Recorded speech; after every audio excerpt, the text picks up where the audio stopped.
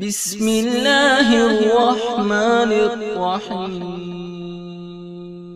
ইমামে আজম আবু হানিফা বলেন, আমি আমার রবকে 80 বার দেখেছি। যখন মানুষ ফানা ফিল্লাতে চলে যায় তখন তার ভাব কিন্তু আলাদা হয়ে যায়। ইমামে আজমকে বলা হয়েছিল, হুজুর আপনার বয়স কত বলুন। ইমামে আজম বলেন, আমার বয়স মাত্র 2 বছর। কত বছর? সঙ্গে সঙ্গে পাশে যারা দাঁড়িয়ে আছে জিজ্ঞাসা করেন, ওগো জগতের শ্রেষ্ঠ ইমাম নোমান ইবনে সাবিত রাদিয়াল্লাহু তাআলা আনহু, আপনি এত বড় মিথ্যাবাদী আমরা তো আগে জানতাম না। কেন?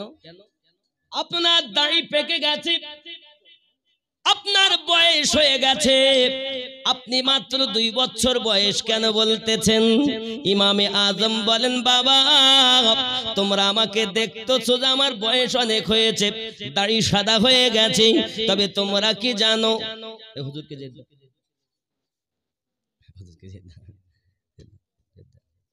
মাশাআল্লাহ মাশাআল্লাহ, মানে যে কথা হবে খুব মনোযোগ দিয়ে শুনতে হবে।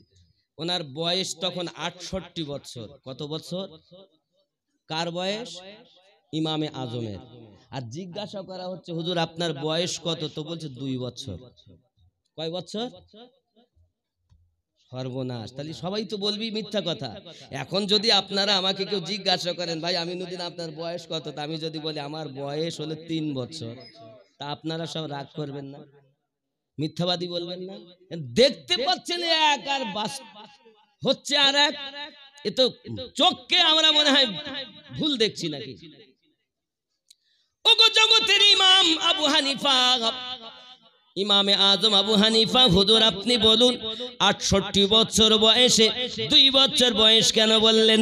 ইমামে আজম বলেন, বাবা এতটা আমি বছরগুলো, আমি আমার 66 বছরগুলোকে সব নষ্ট করে ফেলেছি।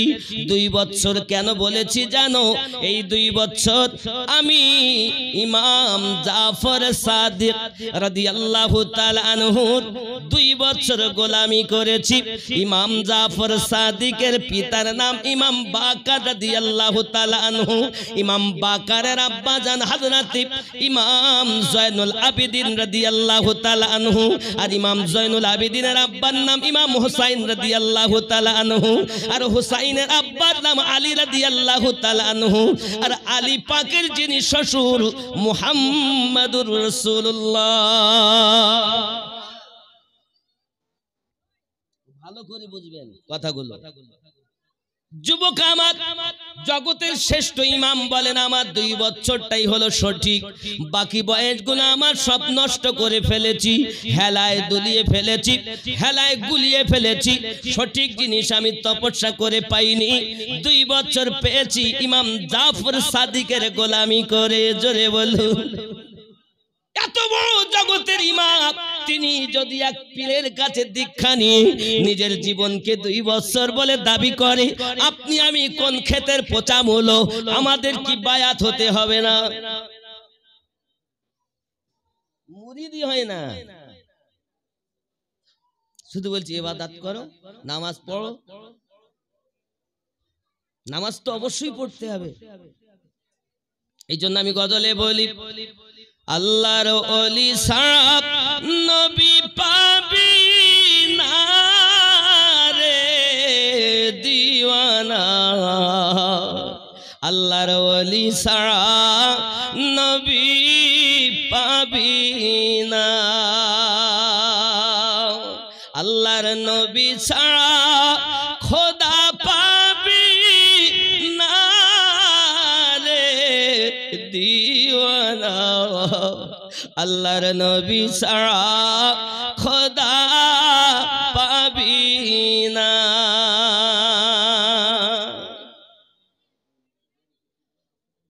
আল্লাহর ওলি বলেন, আল্লাহর নবী বলেন হাদিস পাকে, যদি পেতে চাও আমাকে গিয়ে ধরো আমার বন্ধুর দামান খানা রে দিওয়ানা, আল্লাহর ওলি ছাড়া নবী পাবি না। জোরে বলো। আল্লাহ বলেন কোরআন পাকে, যদি পেতে চাও আমাকে, গিয়ে ধরো নবীর দামান খানা রে দিওয়ানা। আল্লাহর নবী ছাড়া খোদা পাবি না। আল্লাহর ওলি ছাড়া নবী পাবি না রে দিওয়ানা। আল্লাহর ওলি ছাড়া নবী পাবি না। জোরে বলুন। জিবরাইল বলেন আমার নবীর দারে দেখলাম কত পয়গম্বরে। জিবরাইল বলেন নবীর দারে দেখলাম কত পয়গম্বরে, আপনার মতো একজন পেলাম না রে দিওয়ানা। আল্লাহর নবী ছাড়া খোদা পাবি না। দুনিয়া চায় আল্লাহকে রাজি, আল্লাহ চায় নবীকে রাজি। আমরা মিলাদ দিচ্ছি আল্লাহ রাজি হবে, দোয়া করছে আল্লাহ খুশি হবে, দান করছে আল্লাহ খুশি হবে, সবাই চায় আল্লাহ খুশি হবে। দুনিয়া চায় আল্লাহকে রাজি, আল্লাহ চায় নবীকে রাজি। এ ভেদে তত্ত্ব বোঝা যাবে না রে দিওয়ানা। আল্লাহর নবী ছাড়া খোদা পাবি না। আল্লাহর ওলি ছাড়া নবী পাবি না রে দিওয়ানা। আল্লাহর ওলি ছাড়া নবী পাবি না। আল্লাহুম্মা সাল্লি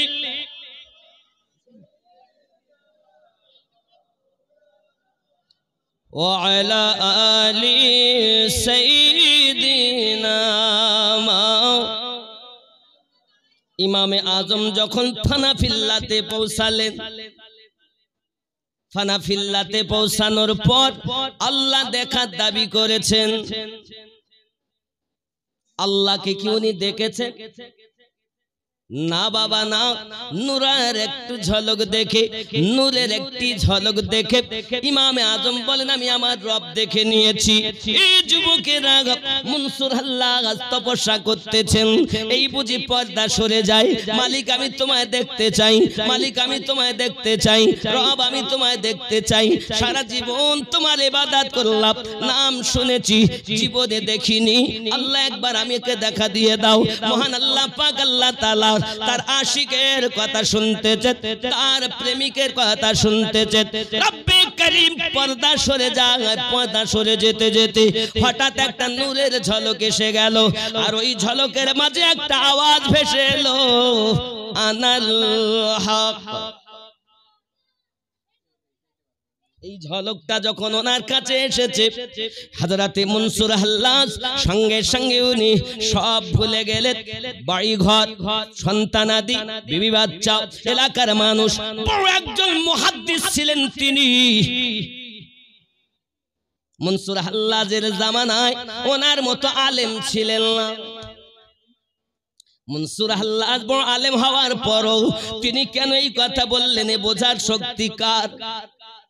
চলেন আমি আপনাদেরকে জিনিসটা বোঝানোর জন্য আরো একটুখানি পিছনে নিয়ে যাই। বাবা যুবকরি হেলাধুলা করো না বাবা, পৃথিবীতে যত পারো কান্না করো, আল্লাহ পাকের কাছে তুমি হাসতে পারবে, কবরে যাবে তুমি হাসতে পারবে। যুবকেরা খুব ভালো করে বুঝুন উনি কেন এ কথা বললেন।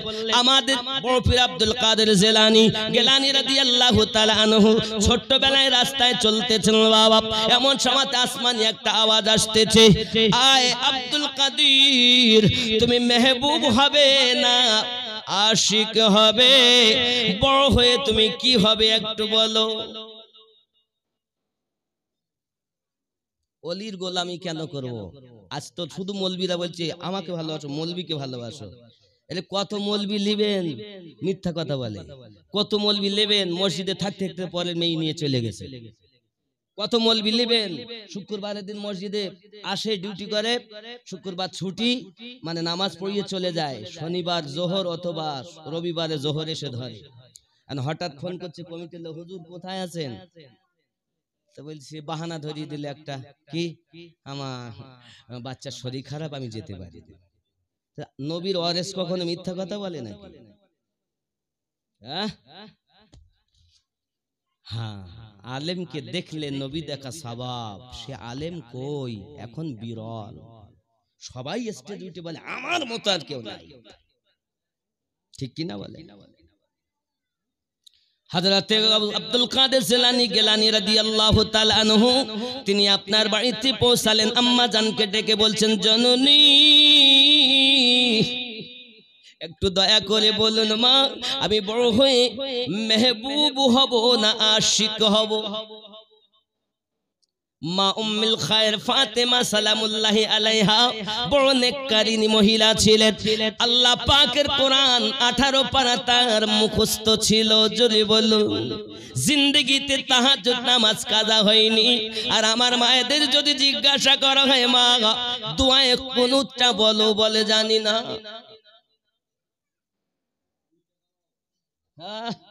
শুধু মোবাইল নিয়ে পড়ে রয়েছে, দিন ও রাত মোবাইল নিয়ে পড়ে আছে। ওগো আমার জননী ভালো করে বুঝে দিন। উম্মুল খায়র ফাতেমা বলতেছে, বাবা আব্দুল কাদের ওই যে সম্মুখে যাও রাস্তার ধারে একজন মানুষকে পাবে, একজন পাগল পাবে, ও তার কাছে জিজ্ঞাসা করবে আমি বড় হয়ে আশিক হব না মেহবুব হব? হযরতে আব্দুল কাদের জিলানী গিলানী রাদিয়াল্লাহু তাআলা আনহু টুক টুক টুক টুক করে আপনার কিনা এগিয়ে গেলেন।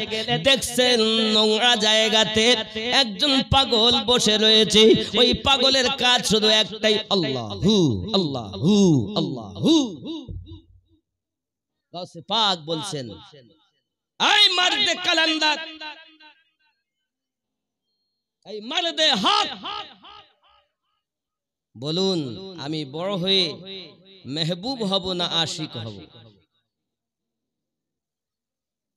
সে পাগল বলছে, কালকে আসবে তোমার প্রশ্নের উত্তর দেব। গাউসে পাক এখনো মাদ্রাসায় যাননি। উম্মুল খায়র ফাতেমা 60 বছর বয়সে সন্তান জন্ম দিয়েছিলেন। আর গাউসে পাক যখন মাদ্রাসায় গিয়েছিলেন ওনার বয়স ছিল 18 বছর। এটাই তারিখ বলছে। মাদ্রাসায় যখন গিয়েছিলেন বাগদাদের 18 বছর বয়স ছিল। আর গাউসে পাকের আম্মা উম্মুল খায়র ফাতেমা সন্তান জন্ম দিয়েছিলেন তখন ওনার বয়স ছিল 60 বছর। যখন মায়ের বয়স 78 তখন গাউসে পাক মাদ্রাসায় গেলেন। এই মাদ্রাসায় যাওয়ার আগের ঘটনা আমি যেটা বলছি। এখন পরের দিন সকাল বেলাতে উঠে গাউসে পাক গেলেন ওই জায়গাতে, গিয়ে দেখছেন মারদে কালান্দার নাই।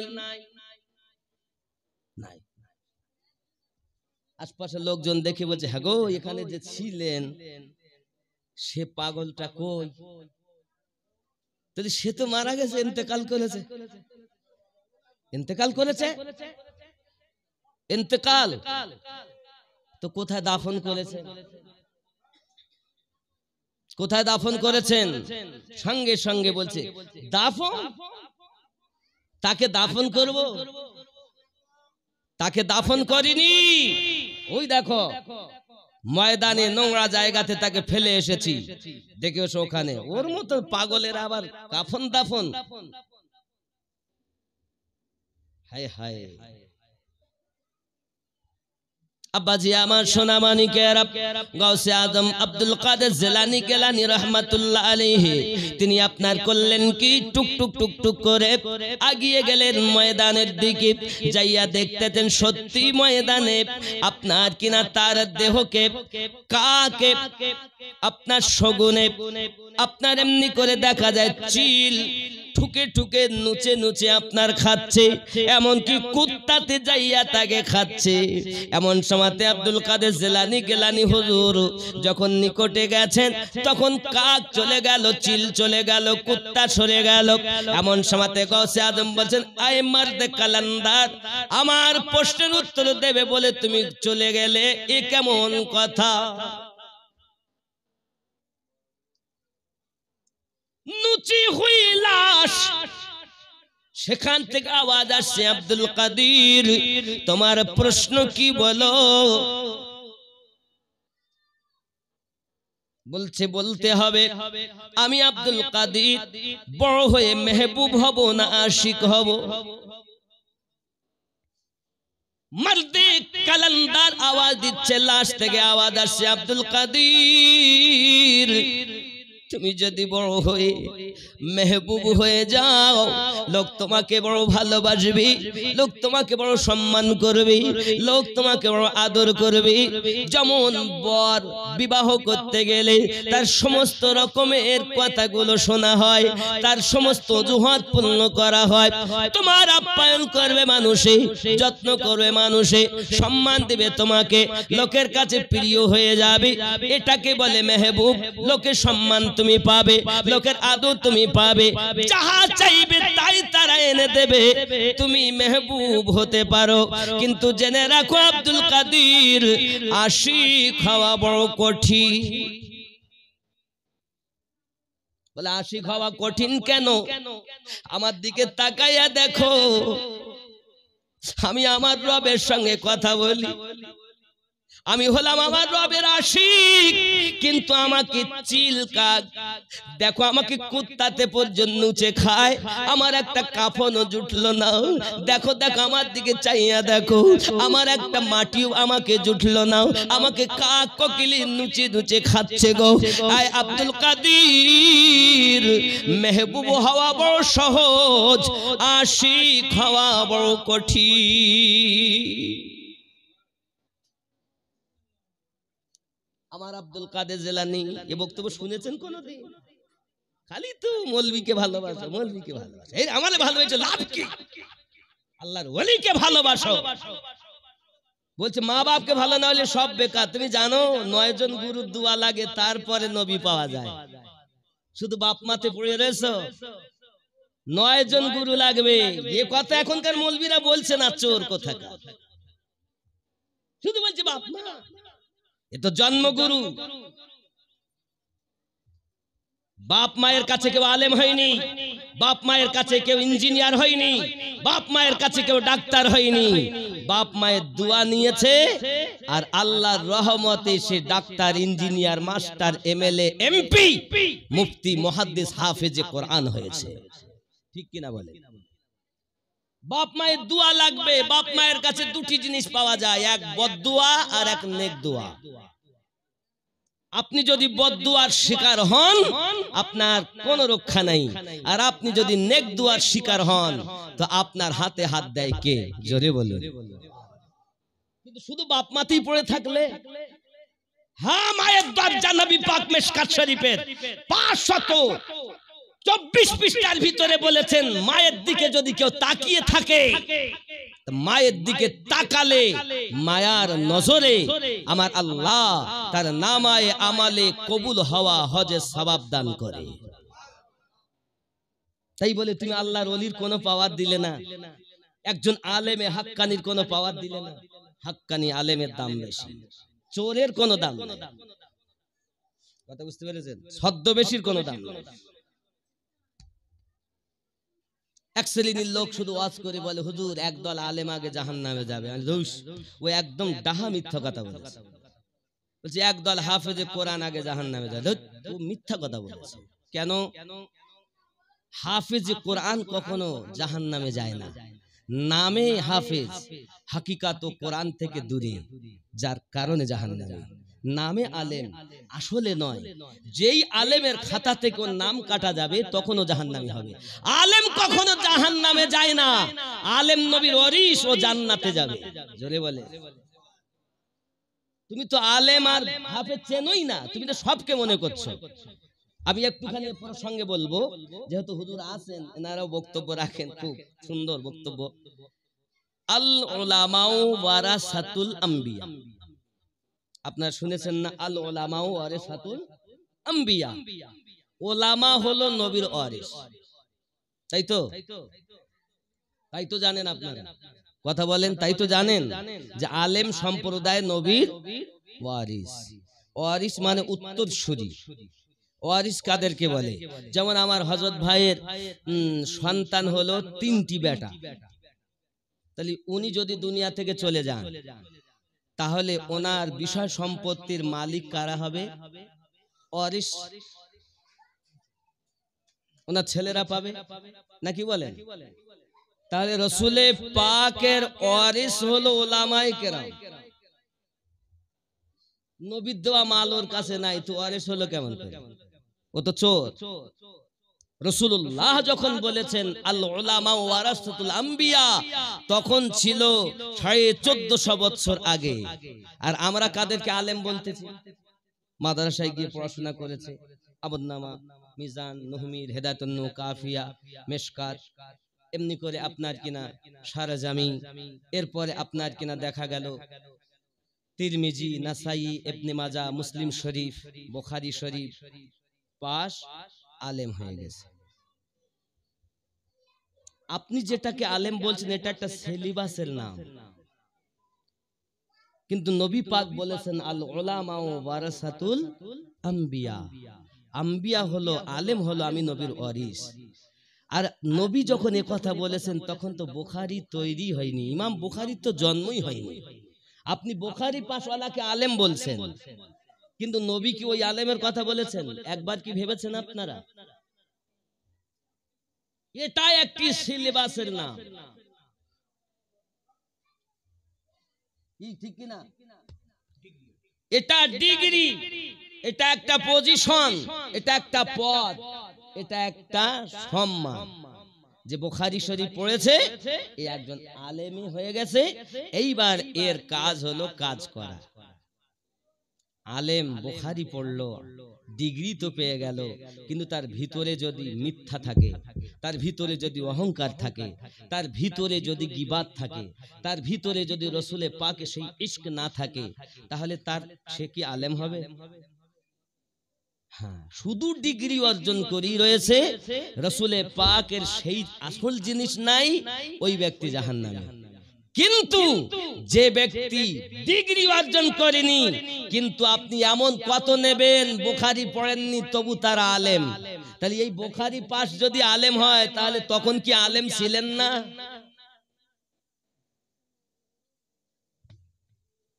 আমার কথা বুঝতেছেন নাকি? একটু বুঝতে হবে, বলো, দিলের কান দিয়ে শুনতে হবে। তাহলে আমার নবী যখন বলেছেন, তখন কি আলেম ছিলেন না? না এখনই শুধু আলেম হচ্ছে? তখনও আলেম ছিলেন। সেই আলেমের সঙ্গে এই ডিগ্রিধারী আলেম যখন সামঞ্জস্য হবে, সেই আলেম জান্নাতি হবে। আর ওই আলেমকে দেখলে রাসূল দেখা সওয়াব পাওয়া যাবে। কথা বুঝতেছেন? আমার খুব সংক্ষিপ্ত বললাম।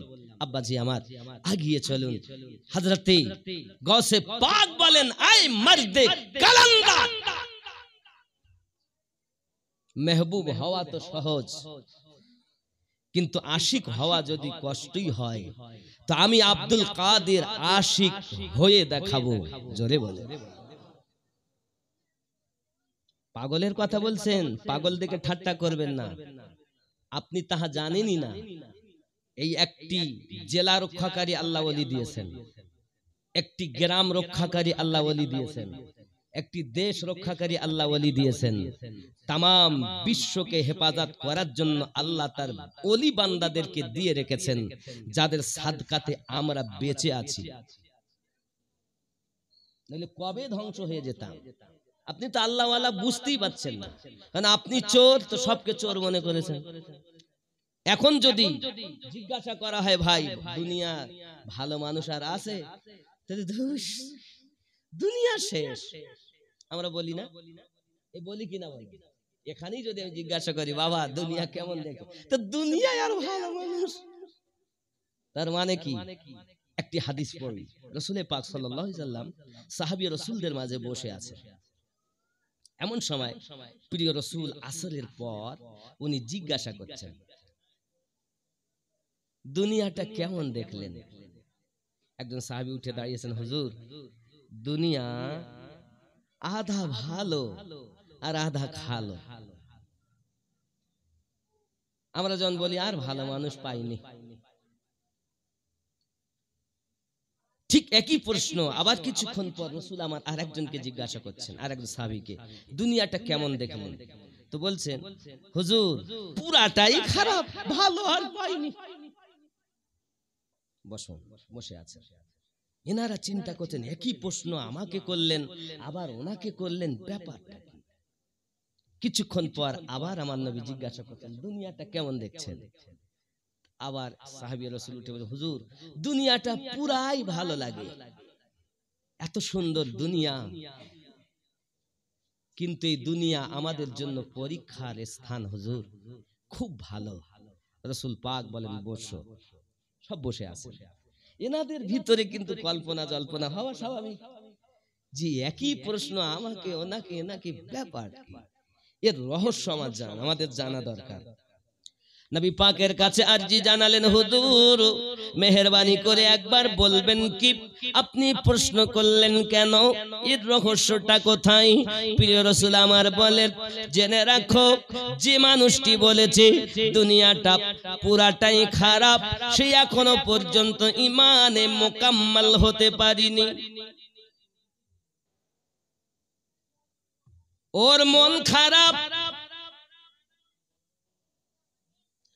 আর একজন সাহাবী আপনি বলেছেন আধা ভালো আধা কালো, তার মানে আপনার অন্তর আধা পরিষ্কার হয়েছে আধা কালো। আর যিনি বলেছেন পুরাটাই ভালো, আসলে ওর পুরা মন ভালো পরিষ্কার। ই সোনামানিকেরা আমার, এই মুখ মানুষ দেখে, দেহ মানুষ দেখে, তাকে আমরা সাবান দিয়ে পরিষ্কার করি, কখন আমরা মাথায় শ্যাম্পু ব্যবহার করি, কখন আপনার কিনা ফেস ওয়াশ মুখে ব্যবহার করি, বিভিন্ন রকমের আপনার কিনা তেল সাবান আমরা ব্যবহার করি, ক্রিম ব্যবহার করি, কিন্তু দুনিয়ার মানুষ দেখবে আমাদের চেহারা। আল্লাহ কিন্তু চেহারা দেখেন না, আল্লাহ দেখেন অন্তর। আমার আল্লাহ বলেন, বান্দা বান্দি আমি যেটাকে দেখি সেটা কি তুই তোরা ময়লা করে রাখলি, আর যেটা মানুষ দেখে তাকে চকচকে করে রাখলি। জেনে রাখো ওপর ভিতর দুটো যার পরিষ্কার, ওই ব্যক্তি হলো আমার আসল বান্দা বান্দি।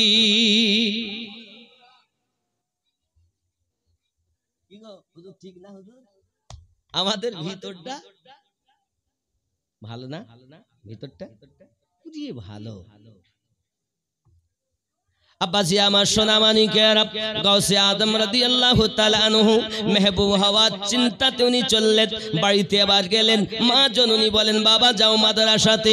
উনি আপনার ওজিফা দিলেন ওনাকে, বলে এই ওজিফাটা আপনি পড়বেন। গাউসে পাক আপনার কিনা মা জননী বিদায় দেন আর বলেন বাবা শুনে শোনো শোনো, তোমার কাছে আমার একটি মাত্র ওসিয়াত, জীবনে মিথ্যা কথা যেন বলবে না, যতই কষ্ট হোক যেন মিথ্যা বলবে না।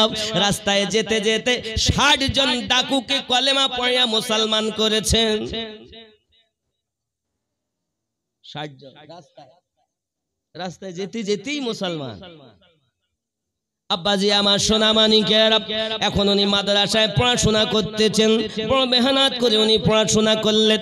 এমন সময় পড়াশোনা করার পরে গাউসে পাক রাদিয়াল্লাহু তাআলা আনহু বড় ডিগ্রি হাসিল করলেন, আলেমের দিন হয়ে গেলেন। বাগদাদ মাদ্রাসা আপনার পড়াশোনা করে আলেম যখন হয়েছে, এবার গাউসে পাক বলে আমার তো এখনো শেষ হয়নি, আমি ইলম শিক্ষা করেছি। হে বাবাজি আমার, কিতাব পড়লে তাকে পণ্ডিত বলে, পাণ্ডিত্য অর্জন এখনো হয়নি। পণ্ডিত আলাদা, পাণ্ডিত্য আলাদা, বিদ্যা আলাদা, বিদ্যান আলাদা। তুমি মিশকাত পড়ছো, নাসাই পড়ছো, তিরমিজি পড়ছো, মুসলিম শরীফ পড়ছো, বুখারী শরীফ পড়ছো, জ্ঞান অর্জন করেছো, পণ্ডিত হয়েছো। পাণ্ডিত্য আলাদা, ইনসান আলাদা, ইনসানিয়াত আলাদা, মানুষ আলাদা, মানুষ আলাদা, দর্শন, স্পর্শন, আকর্ষণ আলাদা আলাদা। যুবকরে, যে পণ্ডিতের ভিতরে পাণ্ডিত্য নাই, তার ইলমের কোনো দাম নাই। জ্ঞান এবার দুই রকম আব্বা আমার, একটি হলো পুঁথিগত বিদ্যা, স্কুলে পাবেন, কলেজে পাবেন, ইউনিভার্সিটিতে পাবেন, মাদ্রাসাতে পাবেন। হে বাবাজি আমার, আর একটা জ্ঞান আপনার কিতাবে পড়া যায় না, আর একটা জ্ঞান চোখ দিয়ে পাওয়া যায়। আল্লাহর দয়া হলে খাজা খিজির মারিফাত যাদের দান করা হয় তাকে ইলমে লাদুন্নি বলা হয়। আর ইলমে লাদুন্নি যখন মানুষ অর্জন করে নেয়, ওই ব্যক্তি আল্লাহর ও রাসূলুল্লাহর হয়ে যায়। কিতাব পড়ে পণ্ডিত হয়েছো, পাণ্ডিত্য অর্জন করতে পারেনি। আবার কিতাবও যদি তুমি না পড়ো, একজন মুকাম্মাল আল্লাহর ওলি, মুর্শিদে কামেল, তার নেঘায়ে জামে তুমিও আল্লাহওয়ালা হয়ে যাবে। আব্বাজি আমার, উদাহরণ স্বরূপ দেওয়া যায়, জগতের বুকে একজন পাগল ছিলেন, নাম ছিল আপনার কিনা তার, খেয়াল করেন না কেন? আল্লামা রুমি রহমাতুল্লাহ আলাইহি, জোরে বলুন। আল্লামা জালালউদ্দিন রুমি রহমাতুল্লাহ আলাইহি এত বড় আল্লাহর ওলি, ওনার যুগের জগৎ শ্রেষ্ঠ আলেমে দিন ছিলেন তিনি, কিন্তু পাগলের মতো ঘুরে বেড়াচ্ছেন। হে বাবাজি আমার, মাদ্রাসায় গিয়েছেন, আব্বাজি আমার সোনামানিকেরা মাদ্রাসায় পড়াশোনা করছেন। এলাকার মানুষ দূর দূরান্ত থেকে ফতোয়া ফারাজ দিতে আসে, যত রকমের জটিল সমস্যা সবগুলো উনি সমাধান করে দেন। মাদ্রাসায় পড়াচ্ছেন বাবা, হঠাৎ করে একটা পাগল এসেছেন। পাগল এসে ওই ছাত্ররা যেখানে বসে ওই পাশে বসেছেন। এত পাগল যেখানে, হে পাগলের খুলে যাও। ইমাম জালালউদ্দিন রুমি রহমাতুল্লাহ আলাইহি দেখছে এ পাগল এখানে কি, তাহলে এসেছিলাম হুজুর একটু। ইনি জিজ্ঞাসা করছেন, এগুলো কি? এই কোরআন হাদিস, হাদিস ফিকহ সব কিতাবাদি আছে তো দেখি, বলছেন এগুলো কি? উনি বলতেছেন, তু না দানি, তুমি বুঝবে না। পাগল হাদিস কোরআন কি বোঝে? কিছুই বললেন না। এখন হুজুর পড়াশোনা শেষ করে যেই গেছেন, পাশে ছিল কুয়া। কুয়ায় ওই কিতাবগুলো লিয়েছে না, সব পানিতে, সব কুয়াতে। পাতকুয়া বোঝেন, আগে তো কুয়াতে পানি খেত সব, এখন তো টিউবওয়েল হয়েছে। কুয়াতে ফেলেছে সব। আর কুয়ায় যখন ফেলেছে, তার ভিতরে এমনও কিছু পাণ্ডুলিপি ছিল যেটা ইমাম জালালউদ্দিন রুমি হুজুরের নিজ হাতের লেখা, অন্য কোন পাণ্ডুলিপি নেই। এখন ছাত্ররা বলছে, হুজুর সে সর্বনাশ হয়ে গেছে। কি না, তো ওই পাগলে সমস্ত কিতাব কুয়ার ভিতরে ফেলে দিয়েছে। উনি তো রেগে একেবারে লাল হয়ে গেছে। আর ইলমের গরমটা একটা আছে, যে মানুষটা দেখবেন যত ইলম অর্জন করে একটা গরম থাকে। কিন্তু আমার নবী পাক সাল্লাল্লাহু আলাইহি ওয়াসাল্লাম এত বড় রাহমাতাল লিল আলামিন হওয়ার পরে কোনো অহংকার নাই। যে আলেম অহংকার করে, এ রাসূলের পাক থেকে দূরে থাকবে। আমার কত অসুবিধা হচ্ছে বলবো? আব্বা আমার, এমন সময়তে যেই না কিতাব ফেলেছেন কুয়ার ভিতরে, ইমাম জালালউদ্দিন রুমি রাগর চোটে আপনার কিনা মারতে ধরতে যখন গিয়েছেন, এমনকি ছাত্র সোনাকে আক্রমণ করা হবে, ইমাম জালালউদ্দিন রুমি আপনার রাগের চোটে লাল বর্ণ হয়ে গেছে, চোখগুলো লাল হয়ে গেছে। এমন সময়তে বুঝতে পেরেছেন তিনি বুঝতে পেরে আপনার কিনা করছেন কি, ওপর থেকে হাত লম্বা করে আর নিচের কুয়ায় পড়ে কিতাব থাকাগুলোকে উঠিয়ে দিচ্ছেন আল্লাহর কি শান পানিতে কিতাব ফেলার পরও ওই কিতাব যখন ঝাড়েতে ধুলাবার হয় একটি কিতাবের পৃষ্ঠা পানিতে ভিজেনি ইমাম জালালউদ্দিন রুমি হুজুরের চোখ দাঁড়িয়ে গেছে চোখ দাঁড়িয়ে গেল কতকে বিদ্যা অর্জন করলাম জাহাজ আমি হাদিস মুখস্থ করে ফেলেছি কিন্তু এই কোন বিদ্যা আমি বুঝতে পারলাম না উনি জিজ্ঞাসা করছেন কি চিজ এটা কোন বিদ্যা এটি কি উনি বলছেন তু না দানি এটাও তুমি বুঝবে না ইমাম জালালউদ্দিন রুমি বলে হুজুর আপনি কে বলে আমাকে চেনো আমি হলাম হযরত শামসুত তাবরিজ সেই যুগের জগৎ শ্রেষ্ঠ আল্লাহর বন্ধু কি বুঝেছেন আরে আদনা কি আলা বানিয়ে দেয় আল্লাহর ওলি পদ ভোলাকে আল্লাহ ওয়ালা বানিয়ে দেয় আল্লাহর ওলি যুবকরা আল্লাহর ওলির কাছে যাও আল্লাহর ওলির দামানের তলে চলে যাও আল্লাহর ওলিদের কাছে যত মজা দুনিয়ায় তত মজা পাবে না মায়ের দোয়া লাও বাপের দোয়া লাও তারপরে চলে যাও যুবক আমার তোমার মুর্শিদ হলো আধ্যাত্মিক জগতের গুরু অনেকে বলবেন হুজুর পীর কি জান্নাতে নিতে পারে আমি বলি আমি বলবো না আল্লাহ তুমি বলো পীর কি জান্নাতে নেবে আমার আল্লাহ পাক আল্লাহ তাআলা কোরআন মাজিদের সূরা বনী ইসরাঈলের 71 নম্বর আয়াতে ঘোষণা দিয়েছেন বিসমিল্লাহির রহমানির রহিম ইয়াউমা নাদু কুল্লা উনাসিম বিইমামিহিম স্মরণ করো ওই দিনের কথাও যেদিন আমার আল্লাহ পাক আল্লাহ তাআলা প্রত্যেক কওমকে ইমামের সঙ্গে ডাক দেবেন হে যুবকেরা আমার এই ইমামের ব্যাখ্যায় কি তাফসীর ইবনে আপনার কিনা তাফসীর ইবনে আব্বাস আপনি খুলুন তাফসীর দুররে মানসুর আপনি খুলুন তাফসীরে মাযাহারি আপনি খুলুন ইমামের ব্যাখ্যাতে যাইয়া বলা হয়েছে দুনিয়ায় যে তোমার পথ প্রদর্শক মুর্শিদ হিসাবে ছিলেন ওই মুর্শিদ হলো কিয়ামতের দিন আপনার ইমাম হাসরের দিন আপনার মুর্শিদ আপনাকে ধরে নিয়ে যাবে আর আমার নবী পাকের সঙ্গে মিলিয়ে দেবে তুমি বলছো পীর কি জান্নাতে নিতে পারে আমার আল্লাহ পাক কোরআন শরীফে সূরা বনী ইসরাঈলের 71 নম্বর আয়াতে ঘোষণা দিয়েছেন যারা আল্লাহর ওলি হয় তারা নিতে পারে আর যারা ওলি নামে ভণ্ড তারা পারে আল্লাহর ওলি পারে শয়তানের ওলি পারে না ওলি দুই রকম শয়তানের ওলি সূরা আল আরাফের 3 নম্বর আয়াতে যে ওলি আছে এ হলো শয়তানের ওলি আর সূরা ইউনূসের 62 নম্বর আয়াতে যে ওলি আছে এটা হলো আল্লাহর ওলি জোরে বলুন আমি ওইদিকে যাচ্ছি না কারণ এই যে সূরা আল আরাফের 3 নম্বর আয়াতে যে ওলি আছে এই ওলিকে কিছু মানুষ আমি দলের নাম বলবো না আপনি বুঝে নেবেন কিছু মানুষ তারা বক্তা তারা স্টেজে সুন্দর বক্তব্য রাখেন গলায় সুর ভালো দেখতেও ভালো সবই ভালো তারা উঠে বলছে দেখোছো আল্লাহ পাক কোরআন শরীফে বলেছেন যে আল্লাহ কোরআন ব্যতীত আল্লাহর এই যে ওলিদের পায়রবি করা যাবে না ওলির কাছে যেতে আল্লাহ কোরআনে নিষেধ করেছে প্রমাণ সূরা আল আরাফ আয়াত নাম্বার 3 এটা ওলি আল্লাহর দুশমনেরা বলে ঠিক ওই দুশমনেরা বাংলাদেশে চলে যান বাবা মাজারগুলো ভেঙে দিচ্ছে দেয়নি অনেক মাজার ভেঙে দিচ্ছে হে যুবকেরা আমার মাজার ভাঙা আজকের কোনো নিয়ম নয় এই মাজার ভাঙা আরব থেকে শুরু হয়েছে মদিনা থেকে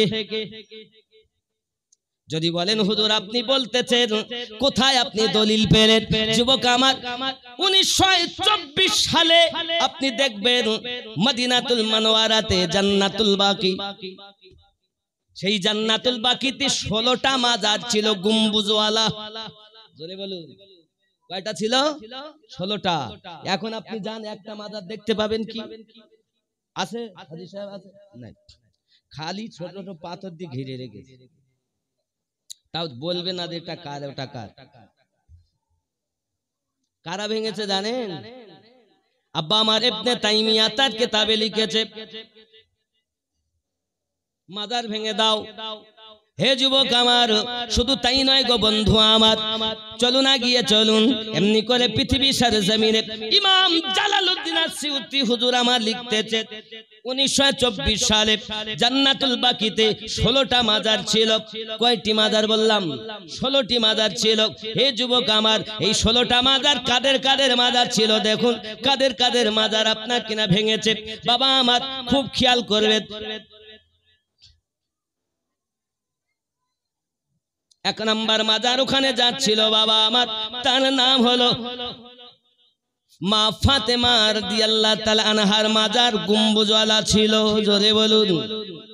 2 নাম্বার যার মাজার ছিল হযরত হাসান রাদিয়াল্লাহু তাআলা আনহুর মাজার,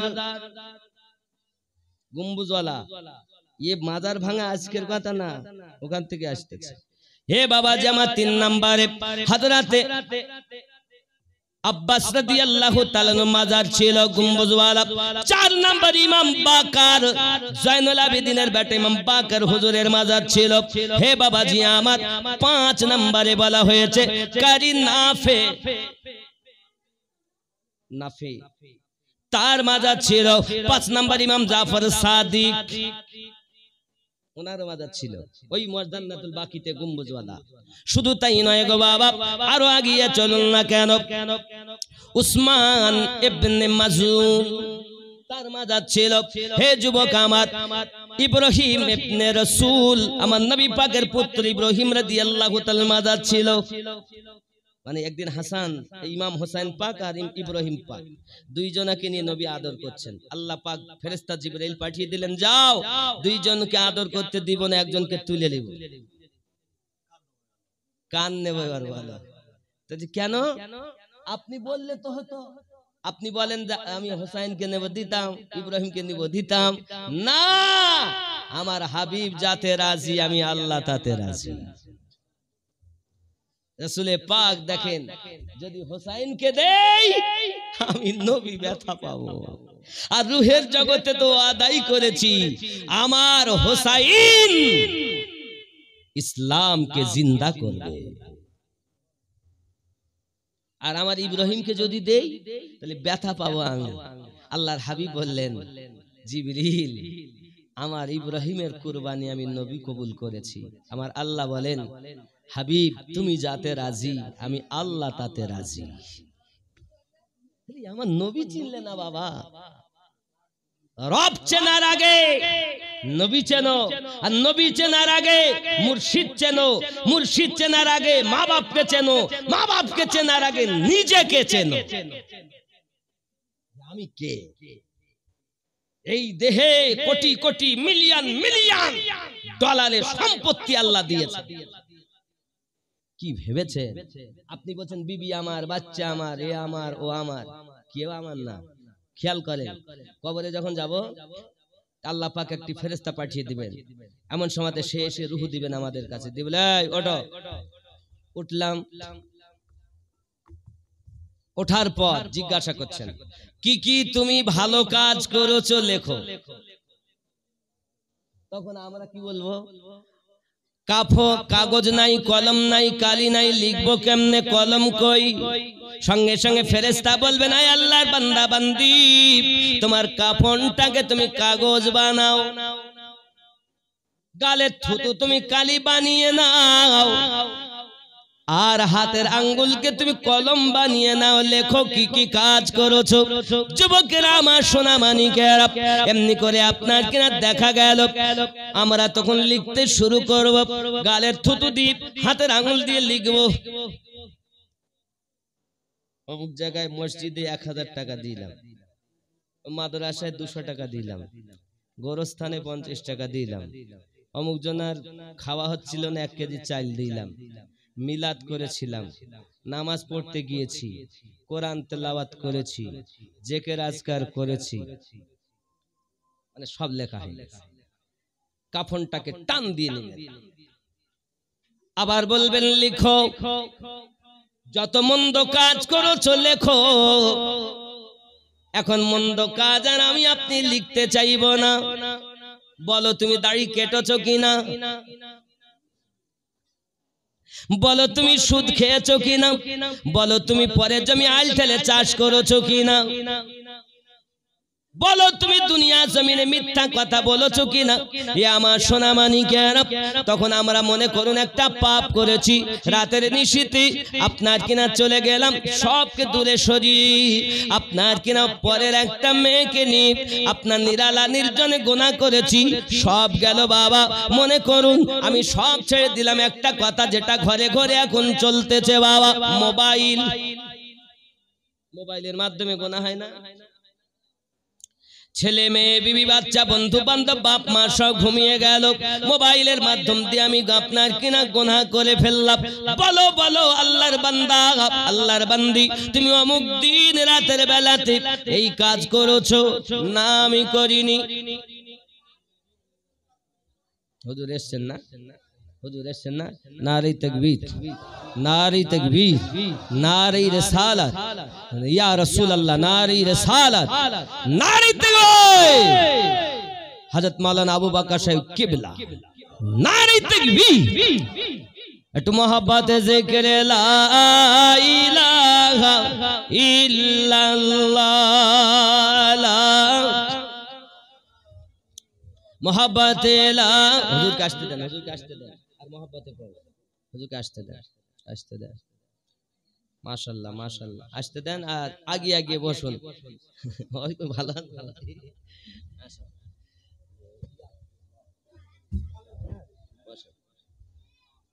বাবা একটু আগে আগে আসুন আর বসুন। হুজুর মাকে যেতেন, হুজুরকে যেতে দেন। গজল দেখেছেন, সব পাগল গজলের। সুবহানাল্লাহ। একদিন তোমায় মরতে হবে, তুমি ভুলে যেও না, হবে মাটির বিছানা গো তোমার আসল ঠিকানা। বাবা থাকবো নাকি দুনিয়ায়? একদিন তোমায় মরতে হবে, তুমি ভুলে যেও না,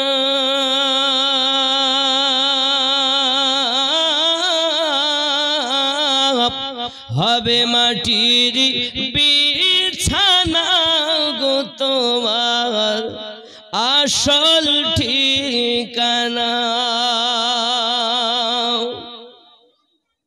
আপন জনের কান্না যত সবই শুনতে পাবে,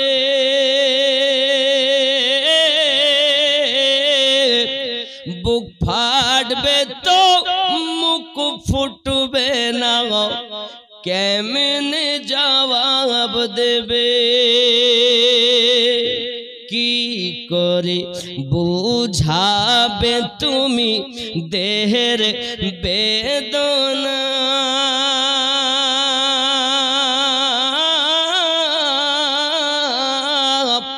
হবে মাটির বিছানা গো তোমার আসল ঠিকানা।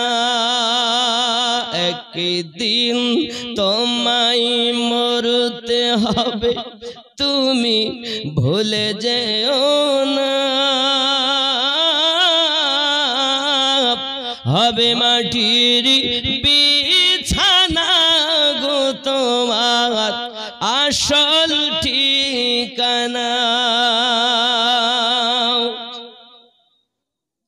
কাঁদবে মাতা, কাঁদবে পিতা, কাঁদবে ভাই বোন, পাশে এসে কাঁদবে কত আত্মীয় স্বজন,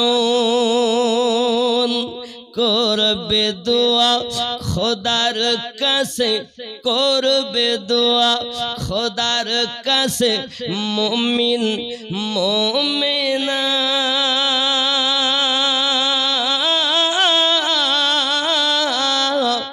হবে মাটির বিছানা গো তোমার আসল ঠিকানা।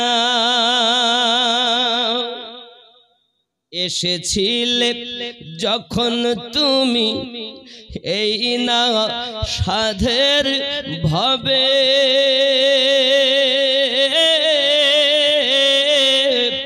কেঁদেছিলে শুধু তুমি, হেসেছিল সবে। যাওয়ার কালে হাসবে তুমি, কাঁদবে জামানা।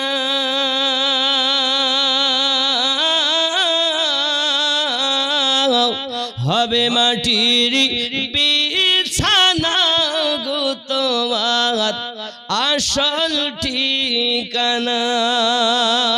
হে আল্লাহর বান্দা বান্দি, এখন ফেরেশতা বলবে বলো তুমি নোংরা কাজ করেছো, আমরা অস্বীকার করব। তখন আমাদের জবান বন্ধ হয়ে যাবে। বাবা আমার হাত সাক্ষী দেবে, হাত তখন কথা বলবে। কার হাত এ দুটি? কার হাত? কথা বলেন। আল্লাহর হাত, আমার না? আল্লাহর হাত, আমার হাত। হাকিকাতে আল্লাহ, এই জমিনের মালিক আল্লাহ। কিন্তু এখন যদি বলি হযরত ভাইয়ের জমি লয়, তো মারবে না ধরে? কথা বলেন না কেন? এই বসে আছেন কার জমিতে? হযরত ভাই না? যে আল্লাহ তামাম জমিনের মালিক, কিন্তু আল্লাহ দয়াতে আজ এ জমিনের মালিক হযরত ভাই হয়েছেন। রেকর্ড তার, পর্চা তার, দলিল তার, নাকি? কথা বলেন না কেন? তাহলে এখন যদি বলি জমিন আল্লাহ, তাহলে আল্লাহর আপনারা আমরা সবাই আল্লাহ, নাকি? তাহলে এখানে আমি ঘর করব, করতে দিবেন? এই ফাঁকা উঠোনে ধরি মারবে না হযরত ভাই? ঘর করতে গেলে রেকর্ড দেখাও,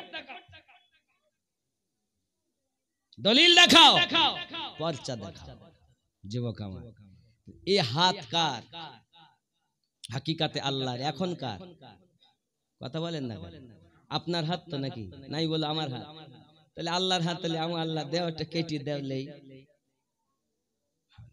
আব্বা আমার, বোঝা যাচ্ছে হাকিকাতে আল্লাহর। কিন্তু এই হাত আমার হাত, চোখ আমার চোখ, কান আমার চোখ আমার কান, পা আমার পা, দেহ আমার দেহ। বিবি কার? বলছে আমার। হযরত ভাইয়ের তিনটি বেটা। কার বেটা? হযরত ভাইয়ের বেটা। তো মা হারিয়েছে, বেটা তিনটি এতিম, মানে মিসকিন হয়েছে। মা হারালে মিসকিন বলে, আর বাপ হারালে এতিম বলে। কথা বুঝেছেন? বাপ আমার, তাহলে এখন মা হারিয়েছে, এখন কার মা? না তো আমার মা। বাচ্চারা বলবে কার মা? আমার মা। আমরা তো কেউ বলবো না, হয়তো কেউ বলবে আমাদের চাচি, কেউ বলে আমাদের ফুপু, কেউ বলে আমাদের বোন, কেউ আমাদের খালা। কিন্তু বাচ্চা তিনটে বলবে আমার মা। বলবে কি না? হযরত ভাই বলছে আমার স্ত্রী। কার স্ত্রী? হযরত ভাই। কোন স্ত্রী যদি স্বামীর আগে মারা যায়, স্বামী যদি একবার দোয়া করে কোন দিন স্ত্রীর জন্য, তাহলে ওর তার স্ত্রী রাসূলে পাক বলেন অবশ্যই জান্নাতি হবে। যাদের নসিব ভালো হয় তারাই স্বামীর আগে যায়। কথা বুঝতে পারেননি? নিশ্চিত সংসার জীবনে ভালোবাসা কম বেশি তো ছিল। একদিন যদি স্বামী বলে আল্লাহ আমার স্ত্রীকে তুমি মাফ করে দাও, আমার রাসূল বলেছেন স্বামী যদি দোয়া চায় তো দোয়া অবশ্যই কবুল হবে। সন্তান যদি দোয়া চায় পিতামাতার জন্য অবশ্যই কবুল হবে। মুসাফির যদি দোয়া চায় অবশ্যই কবুল হবে। হাজি যদি দোয়া চায় অবশ্যই কবুল হবে। হাক্কানি আলেম যদি দোয়া চায় কবুল হবে। আল্লাহর ওলিরা যদি দোয়া চায় কবুল হবে। জোরে বলেন। ওলি আল্লাহ তো তুমি দামই দিচ্ছে না, বাপ মারে কষ্ট দিয়েছে, হাজার আলেম এনে দোয়া চাইলেও কিছু হবে না। চোর কোন কিতাব আছে দেখা? আলেমের সম্মান নাই? আছে। তো তুমি আসলে আলেম সম্পর্কে আল্লাহ রাসূল বলেছেন, কোন হাক্কানি আলেম যদি গ্রামে ঢোকে তার কদমের বিনিময়ে 40 দিন কবরে আযাব মাফ। আর আপনি বলছেন আলেম দোয়া করলেও হবে না। আসলে তুমি যে বলছো যে লোক ওই জাহান্নামে যাবে ওদেরকে আলেম ভেবেছো, তাহলে তো আল্লাহর ওলির কোনো পাওয়ারই নাই। যে আল্লাহর সাথে মিশে গেল তার তো কোনো পাওয়ারই নাই। তুমি জানো শয়তানের সঙ্গে মিশলে তার পাওয়ার নাই, আর আল্লাহ ও রাসূলুল্লাহর সঙ্গে যারা মিশেছে তাদের পাওয়ার আছে। তুমি তো চোর, এই জন্য চোর দেখতেছো। তোমার ভিতর খারাপ, এর জন্য খারাপ দেখতেছো। ভিতর পরিষ্কার করো, দেখতে পাবে আল্লাহর হাবিবের শান আলাদা, আহলে পাকের শান আলাদা, খোলাফায়ে রাশেদিনের শান আলাদা। হে যুবক, সাহাবায়ে কেরামের পাওয়ার আলাদা, তাবিঈনের পাওয়ার আলাদা, তাবিঈনের পাওয়ার আলাদা, ইমামিনদের পাওয়ার আলাদা, আউলিয়ায়ে কেরামের পাওয়ার আলাদা। আউলিয়াদের ভিতরে গাউসের পাওয়ার আলাদা, কুতুবেল আকতাবের পাওয়ার আলাদা। হে বাবা, তাদের পাওয়ার আলাদা, মুজাদ্দিদের পাওয়ার আলাদা, মুস্তাহিদের পাওয়ার আলাদা। তুমি জানো না? তুমি সবকে এক পাল্লায় ওজন করছো। তুমি জানো যদি তাই না হতো তামাম পৃথিবীকে আল্লাহ আউলিয়া দিয়ে ঘিরে রেখেছেন। আউলিয়াদের কোনো ক্ষমতাই নেই। তুমি যতই আলেম ওলামা এনে দোয়া করো কিছুই হবে। খেপা কোথাকার, মায়ের সঙ্গে অপরাধ করেছে তার জন্য শাস্তি হবে। চলুন এগিয়ে যাই। প্রিয় নবী সাল্লাল্লাহু আলাইহি ওয়াসাল্লামের জামানায় আমার নবী পাক সাল্লাল্লাহু আলাইহি ওয়াসাল্লাম সাহাবী রাসূলকে নিয়ে চলে যাচ্ছেন। এমনি সময়তে আপনারা কিনা দেখতেছেন একটি কবরে বড় আযাব হয়, আগুন আগুন আর আগুন। পায়ের দিক থেকে তার চামড়াগুলো ছেলা হচ্ছে বাবা, আর মাথার কাছে আপনার রাখা হচ্ছে। মাথার দিক থেকে চামড়া ছেলা হয়, পায়ের নখের কাছে এনে রাখা হয়। দাও দাও করে আগুন জ্বলতেছে, চিৎকার মেরে মেরে কান্না করতেছে। হঠাৎ করে আমার নবী জিজ্ঞাসা করছেন, ব্যাপারটা কি, এমন করে আযাব হয় কেন? হে যুবকেরা আমার, আপনি একবার ভেবে দেখুন, নবী চলছেন উপরে, দেখতে পাচ্ছেন ভিতরে। আমরা বোম্বাইয়ে ছেলে আছি, এখান থেকে দেখতে পাই, কিন্তু বাড়ির পাশে মা শুয়ে আছে। মা কবরে কেমনে হালাতে আছে দেখতে পাই না। যুবক আমার, তুমি যখন তোমার কলবকে, রুহুকে, সিরকে, খফিকে, আকফাকে জিন্দা করতে পারবে, তখন তুমি কবরের পাশে যেই দাঁড়াবে পর্দা সরে যাবে, আল্লাহর দয়াতে দেখতে পাবে। তোমার আসলে ভিতর খারাপ। ও যুবক সোনামানিকেরা, নবী পাক সাল্লাল্লাহু আলাইহি সাল্লাম বুঝলেন এই ব্যক্তি অপরাধ করেছে তার মায়ের কাছে। আমার নবী পাক ছুটে গেলেন, ও মা জননী, তোমার সন্তান কি অপরাধ করেছে? তোমার সন্তান কি অপরাধ করেছে? কেন তার কবরে আযাব হয়? ইয়া রাসূলুল্লাহ, ইয়া হাবিবাল্লাহ, হুজুর, আমার সন্তান এত বড় অত্যাচার আমার উপরে করেছে, আমি মা তাকে ক্ষমা করতে পারবো না। রাসূল আমার বলেন, যদি তুমি ক্ষমা না করবে, আমি নবী বলছি একবার চলো না কেন, দেখবে তার অবস্থাটা কি। আমার নবী সব সইতে পারতেন, কিন্তু আমার নবী উম্মতের দুঃখ কষ্ট সহ্য করতে পারতেন না। হে বাবাজি আমার সোনামানিকেরা, আমার নবী পাক এখানে বুঝাতে চেয়েছেন হুকুকুল্লাহ আর হুকুকুল ইবাদ। নবীর অবশ্যই পাওয়ার আছে, সাহাবীর অবশ্যই পাওয়ার আছে, কুতুবের অবশ্যই পাওয়ার আছে, কিন্তু হুকুকুল্লাহ আর হুকুকুল ইবাদ, এই হুকুকুল ইবাদাতে, হুকুকুল ইবাদে ত্রুটি করেছে। আল্লাহ নিজে বলেছেন, যদি কেউ হুকুকুল ইবাদে ভুল করে, সে ক্ষমা না করা পর্যন্ত আমি করব না। কথা বুঝতে পারলেন? এটা হলো ব্যাপার বাপজি আমার। কিন্তু মায়ের মনে দয়া হলো নবী পাকের সঙ্গে যাওয়ার পর। যেই দেখছে আমার নবী পাক বলেন, আল্লাহ চোখের পর্দা সরিয়ে দাও, মাকে বেটার কষ্ট দেখিয়ে দাও।